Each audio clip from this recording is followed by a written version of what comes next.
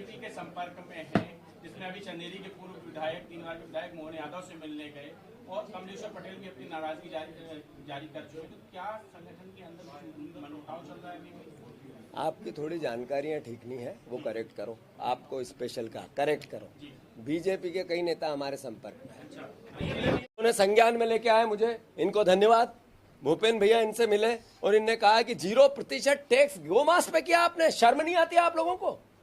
एक तरफ गोभक्त बनते हो, दूसरी तरफ गाय को काटने के लिए एक तरह से वातावरण तैयार करते हो। कार्यक्रम एक बार और क्लियर कर दीजिए, 26-27 क्या है? 26-27 को सारे छोटे बड़े बाजारों में कांग्रेसी जाएंगे, पूरे मध्य प्रदेश में एक साथ।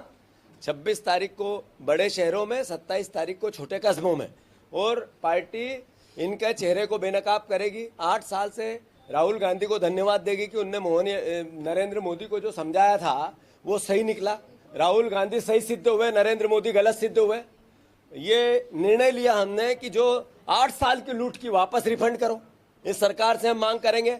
अरे टैक्स में भी रिफंड की व्यवस्था है, इनकम टैक्स में भी रिफंड किया, तो आपने चोरी की रिफंड करो। देने में कामयाब नहीं रही और नहीं फेल हो गई। तो भैया क्या कांग्रेस इसके लिए कोई स्टैंड लेके आप लोग गाय को हमने कांग्रेस, आप कार्यकर्ताओं को कहेंगे कि गौपालन करें आप लोग? कांग्रेस पार्टी ने, जब कांग्रेस की हमारी सरकार थी तो हमने 1000 गौशालाएं बनवाई थी। मोटिव क्या था? मोटिव था कि गाय सड़क पे नहीं रहनी चाहिए, उसकी सेवा होनी चाहिए। आज गाय माता को मैंने पहले भी कहा कि राष्ट्र माता का दर्जा दे सरकार, हम उसकी पहल करते हैं। पर गाय के नाम पे सिर्फ वोट लेना, लोगों को गुमराह करना, लोगों का मॉब लिंचिंग करना, ये बीजेपी का चरित्र है। इनका असली चेहरा ये 0% टैक्स लगा के समझ में आ गया। गाय के मांस पे 0% टैक्स, और बाकी रोजमर्रा की जिंदगी गरीब से गरीब आदमी जो जिएगा उस पे टैक्स है, पर गाय मांस पे टैक्स नहीं है। और तरह के मांस पे टैक्स होगा, पर इस पे टैक्स नहीं है। ये भी देख लो। इसमें क्या कहेंगे? जो पूजा की सामग्री, नहीं, बात यह है कि पूजा की सामग्री भी ऐसी वस्तु है जो परंपरागत परिवारों में यूज होती है। सवाल ये, इन्होंने आटे पे टैक्स लगाया। सवाल ये है कि इन्होंने जो रोजमर्रा गरीब आदमी के जीवन में काम आनी चाहिए वाली चीजें सब पे टैक्स लगाया। उस जो भीख मांगता हुआ भिखारी है उससे भी टैक्स लेने वाली अगर दुनिया में कोई सरकार है तो नरेंद्र मोदी की सरकार है। राहुल गांधी ने कहा कि छोटे उद्योग समाप्त हो जाएगा, जीएसटी की जटिलता समाप्त करो, एक तरह का टैक्स लगाओ। सब 500 बार बोला, उनकी मजाक उड़ाई, और वो मजाक उड़ाने में कहीं कहीं मीडिया भी सहयोगी थी। मुझे दुख होता है इस बात का, दुख होता है, बहुत भारी मन से कहता हूं मैं।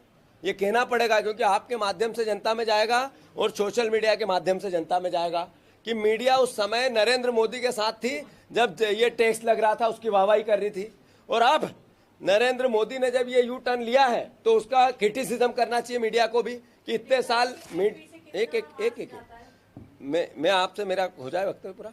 दूसरी बात, जो परिवार के लोग हैं, आप लोग रोज, आपकी तनख्वाहें कोई बहुत ज्यादा नहीं है, मीडिया में कर्मचारियों की तनख्वाहें ज्यादा नहीं, आपको भी लूटा है नरेंद्र मोदी ने, तो इसलिए ध्यान रखो, साथ दो और नरेंद्र मोदी को क्रिटिसाइज करो। ये देश बचाने का समय है और उस समय में योगदान दो। आप लोग भी नहीं बचे हो इस लूट से।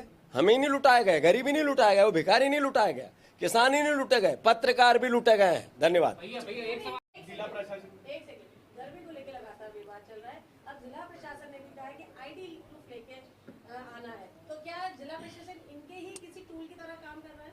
नहीं, ये तो मैं बार बार कह चुका हूँ कि जो कर्मचारी है, जो कलेक्टर है, जो डीएम है, ये लोग अब नौकरी कर रहे हैं बीजेपी की, सरकार के नहीं कर रहे हैं। तो इनकी हम गिनती कर रहे हैं। हमने एक विभाग बना दिया है, इन एकदम चपरासी बन के जो काम कर रहे हैं बीजेपी का, वो चाहे कलेक्टर हो, डीएम हो, पीएस हो, या और कोई आईएएस अधिकारी हो या छोटा कर्मचारी, उनकी लिस्टिंग हो रही है। और मैं फिर से उनसे आग्रह करता हूं कि अभी भी संभल जाओ, अन्यथा आप इस बार दिमाग में अपने जितने भी तंत्र फैला लो, क्योंकि 2028 में कांग्रेस 100% भारी बहुमत, 2/3 बहुमत से आएगी। तो जितनी भी हाजिरी भर रहे हो थोड़ी कम करो, अधिकारी गणों, ये आपसे आग्रह है। दूसरा, जो आपने कहा कि गरीबों को लेकर, सुरक्षा को लेकर प्रशासन अगर कोई कदम उठाता है तो उसकी आवश्यकता होती है, उसके लिए कोई नकारात्मकता नहीं है। अगर कोई ये कहता है कि वहाँ फायर इक्विपमेंट होना चाहिए तो होना चाहिए। कोई ये कहता है कि वहाँ हर तरह की और सुरक्षा के मापदंड जितने भी होते हैं उन पर कोई आयोजकों को व्यवस्था रखनी चाहिए तो रखनी चाहिए। इसके में कांग्रेस पार्टी हो या कोई पार्टी हो या कोई संस्थान हो, विरोध में नहीं है। पर भारतीय संविधान के अनुसार हमारा संविधान ये कहता है कि ये देश गुलदस्ता है, सर्वधर्म संभाव का देश है, सेकुलरिज्म का देश है।